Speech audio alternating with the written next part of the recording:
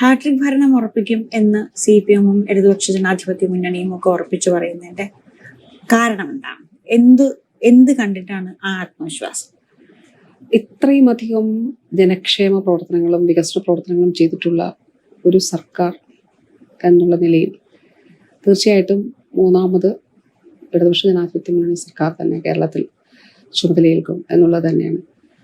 അതായത് നമ്മൾ കാണേണ്ടത് ഇപ്പോൾ നമ്മൾ ആളുകളോട് പറഞ്ഞ കാര്യങ്ങൾ പാലിച്ചാണ് പൂർണ്ണമായിട്ടും മുന്നോട്ട് പോകുന്നത്. ഏത് മേഖല എടുത്തു നോക്കിയാലും ഇപ്പോൾ കേരളത്തിൽ നടക്കുന്നതെന്ന് വെച്ചാൽ കള്ളങ്ങളാണ് പ്രചരിപ്പിക്കുന്നത്. ഏറ്റവും കൂടുതൽ പ്രചരണം നടത്തുന്നത് കള്ളം പറഞ്ഞിട്ടാണ്. അതങ്ങനെ ചെയ്തില്ല, ഇതിങ്ങനെ ചെയ്തു. ഇപ്പോൾ ഇലക്ഷന് മുൻപ് എന്താണ് പറഞ്ഞത്? SIR-ുമായിട്ട് ബന്ധപ്പെട്ട കാര്യം. SIR അത് പിണറായി വിജയൻ ഗവൺമെന്റ് മനഃപൂർവ്വം ഇവിടെ കൊണ്ടുവരാനായിട്ട് ശ്രമിക്കുന്നതാണ് എന്ന് ഇപ്പോൾ ഭൂരിപക്ഷം ആളുകൾക്കും അറിയാമെങ്കിലും ഒരു തരത്തിലുള്ള പ്രചരണം ഇതിന്റെ ഭാഗമായിട്ട് നടക്കുകയാണ്. വീട് വീടാനന്തരം ഇതിന്റെ ഭാഗമായിട്ട് നടത്തുകയാണ്.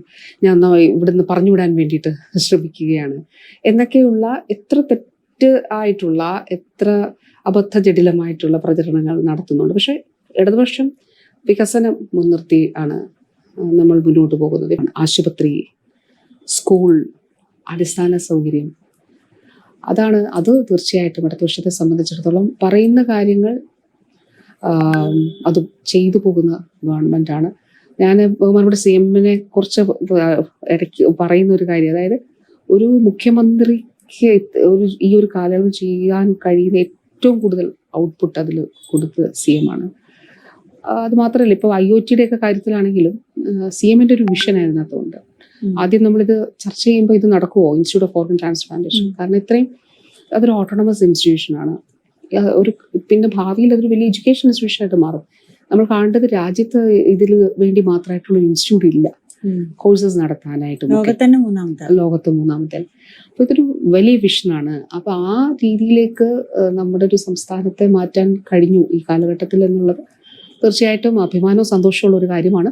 ജനങ്ങൾ ഈ മാറ്റങ്ങൾ അവരനുഭവിച്ചറിയുന്നുണ്ട്. അവർ സഞ്ചരിക്കുന്ന റോഡുകൾ, അവരെത്തുന്ന സ്കൂളുകൾ, ആശുപത്രികൾ, അവർക്ക് ലഭിക്കുന്ന സേവനങ്ങൾ, ഇതെല്ലാം ഈ ഒരു കാലഘട്ടത്തിൽ അവർക്ക് അനുഭവവേദ്യമാകുന്നതാണ്. തീർച്ചയായിട്ടും അത് തന്നെ ആണ് മൂന്നാം തവണയും ഇടതുപക്ഷ ജനാധിപത്യ മുന്നണി കേരളത്തിൽ ജനങ്ങൾ അധികാരത്തിലെത്തിക്കും എന്നുള്ളത് പറയാൻ കാരണം.